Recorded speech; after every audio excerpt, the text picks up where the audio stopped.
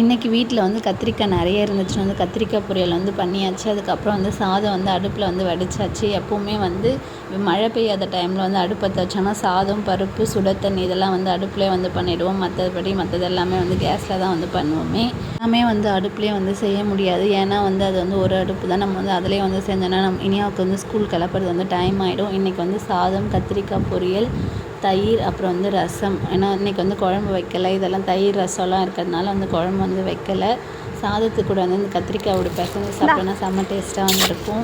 எப்போவுமே எங்கள் மாமா வந்து கடைக்கு போனாங்க. எதையுமே வந்து கொஞ்சமாக வாங்கிட்டு வர பழக்கமே இல்லை. நிறைய வாங்கிட்டு வந்து எல்லாமே வீணாக தான் வந்து போகுது. அதே மாதிரி தான் வந்து பால்கோவா வந்து நிறைய வாங்கிட்டு வந்தாங்க. வீட்டில் யாரும் அவ்வளோ மோஸ்ட்டாக வந்து சாப்பிட மாட்டாங்க. நானுமே வந்து அவ்வளோ சாப்பிட மாட்டேன். இனியா மட்டும்தான் அதிகமாக சாப்பிட்டா. அவளுக்கே வந்து இருமல் வந்துடுச்சு. ஸோ ஒரு 4 பீஸ் இருந்துச்சு. அதை எடுத்துகிட்டு வந்து நான் வந்து இது வந்து எங்கள் தெருவிலே இருக்க நாய் வந்து பப்பு. தெருவுக்கே வந்து எல்லாருமே வந்து செல்லமாக வந்து கூப்பிடுவாங்க. தெருவில் யார் வந்து சாப்பாடு போட்டாலுமே வந்து சாப்பிடுவாங்க. யாரும் இதை வந்து பர்டிகுலராக வளர்க்கல. ஆனால் தெருவிலே வந்து இருக்கும். ஸோ நான் அந்த பால்கோவா வந்து பப்புக்கிட்ட வந்து கொடுத்துட்டேன்.